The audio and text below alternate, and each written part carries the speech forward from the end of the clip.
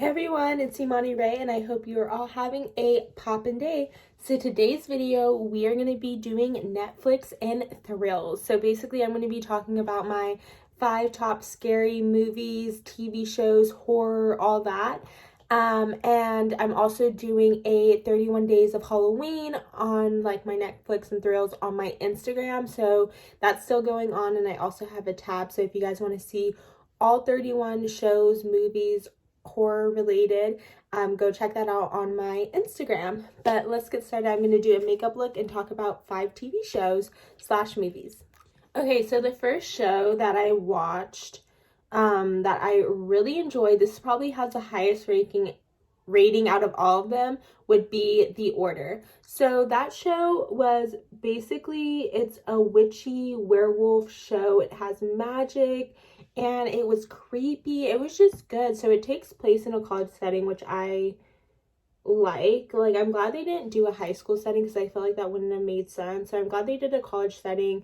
And basically there's like these secrets, like 2 secret societies. One of them are witches, the other is werewolves, and basically they're against each other. And there's 2 seasons. The first season I finished. The second season I'm currently like finishing up. I have like 2 more episodes and it's just so good. I probably give this one a 9. It was just so interesting, so fast paced, and I don't know, the cast was really good. I also appreciated in the second season they had a black lesbian woman and she had natural hair, so I was like super hyped about that.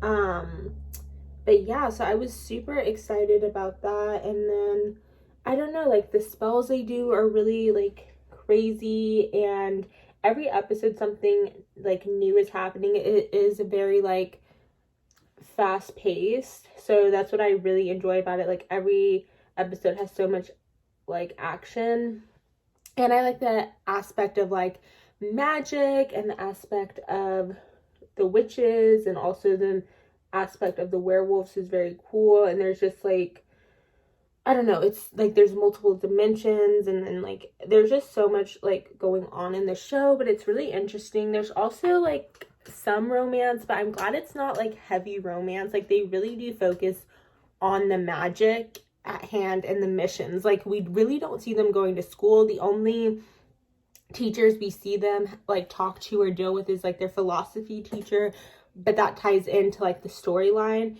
So I kind of appreciate that it's all about the magic. Like there's not a lot of like buffer episodes, and we get backstory pretty quick. Like it's not really dragged out. I really have been realizing when watching a lot of these horror story like shows that they usually have like a lot of like backstory, and it can be kind of like annoying, but this show doesn't have that much backstory. So to me it's pretty interesting, and I give it a 9, and I definitely recommend watching it.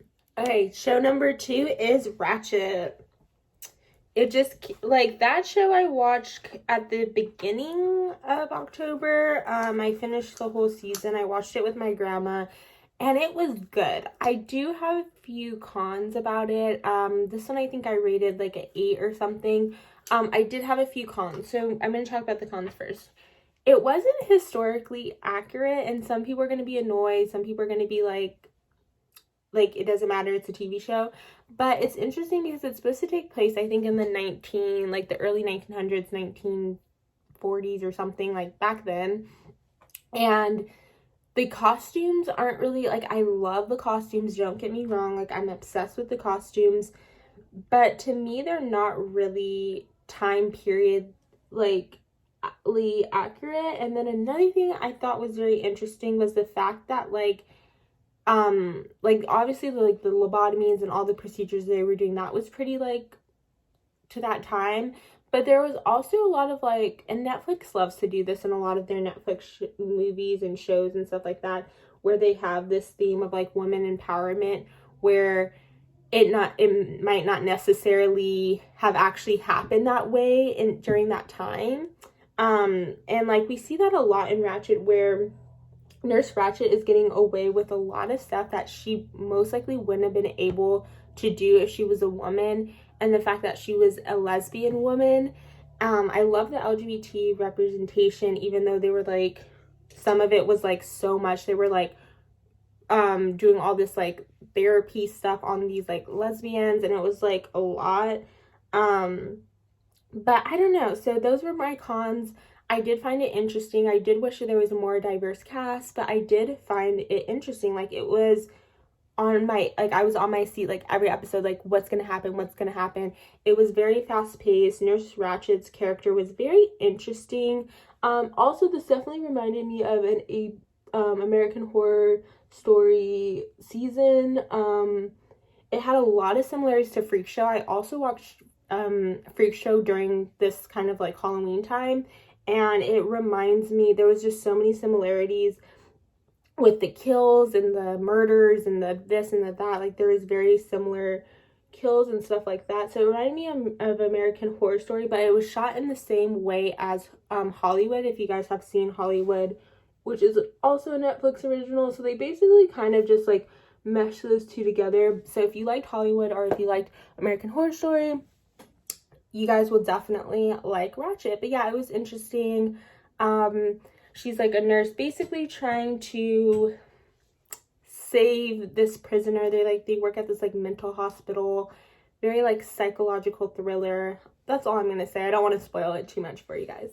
3 is House at the End of the Street by featuring Jennifer Lawrence. So this is kind of an older movie, but I rated this one an 8. I've seen it before, but I forgot the twist, which I'm glad I forgot the twist because it made it just as good to watch it years later.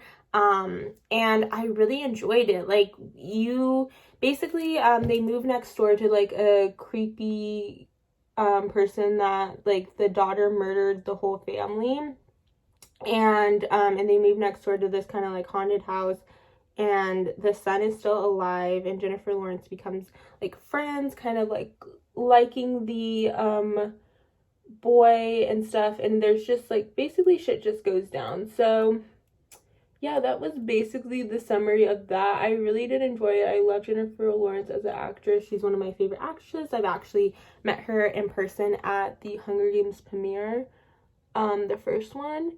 And yeah, I really do like her as an actress, and it was very entertaining. And also, the acting was just really good. Even the guy, I don't know what his name is, he was very believable. Like, he played his role so good. I felt like everyone played their role extremely well. So like, it was very entertaining. I liked it, and it was good. Okay, so the next one is the American Murder one, The Family Next Door. You guys know what I'm talking about. The one where he murdered his whole family and pregnant wife, his 2 kids and pregnant wife. Yeah, that psychopath.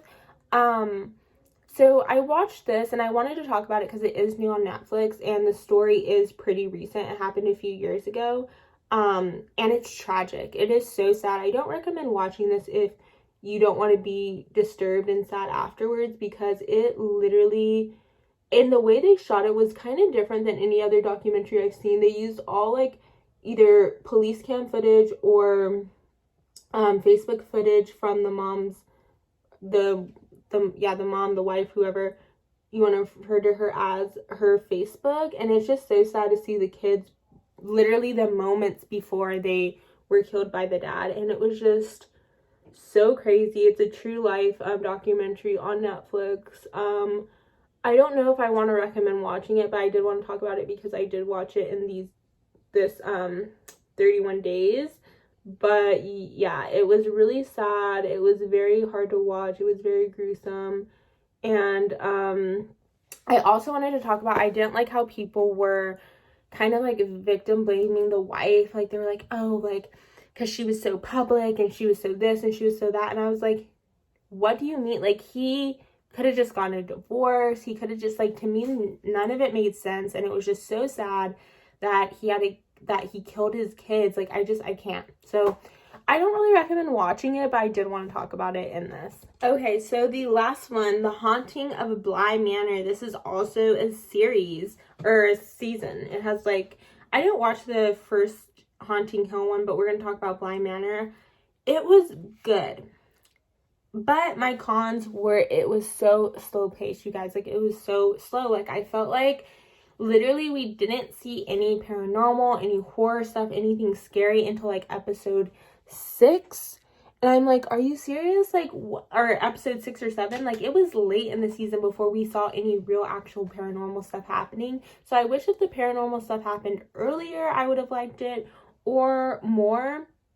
I think I did rate this like a 7.58. It was good. I was entertained the whole time. It was basically about this family who they live in this kind of like haunted manor, and the parents died, so the kids are there, and they have this nanny, and then the nanny like is just like watching them, and then like haunted, creepy shit, paranormal shit goes down.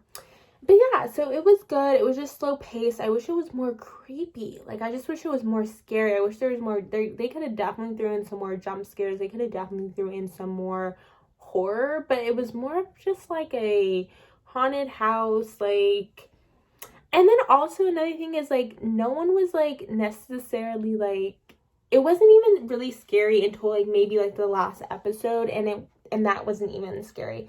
But yeah, so those were the shows, movies, everything, just 5 of them that I watched and I wanted to discuss in this video. So if you enjoyed this video, make sure to like, comment, and subscribe, and I hope you guys have a great rest of your day. Bye for now.